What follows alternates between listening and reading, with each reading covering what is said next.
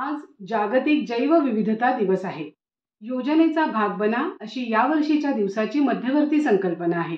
म्हणजे जैवविविधता टिकवून ठेवण्यासाठी ज्या काही योजना आहेत त्यामध्ये आपण प्रत्येकाने सहभागी व्हायचं आहे। कारण ही विविधता टिकून राहण्याशी आपल्या प्रत्येकाचं जीवन आणि अस्तित्व निगडित आहे। जैवविविधतेचे साधन स्रोत आपल्या संस्कृतीचे आधारस्तंभ आहेत। जगभरातील 3 अब्ज लोकांना माशांद्वारे 20% प्राणीजन्य प्रोटीन मिळतं।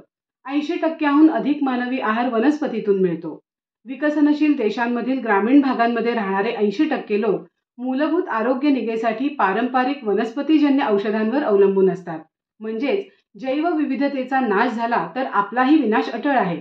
याचा आणखी एक धोका म्हणजे झूनोजेस। याचा अर्थ प्राण्यांकडून मानवाकडे संक्रमित होणाऱ्या रोगांची संख्या वाढू शकते। आपण जैवविविधता टिकवून ठेवली तर कोरोना सारख्या महामारीचा सामनाही आपण करू शकतो। त्यासाठी प्रत्येकाने योजनेत सहभागी व्हा।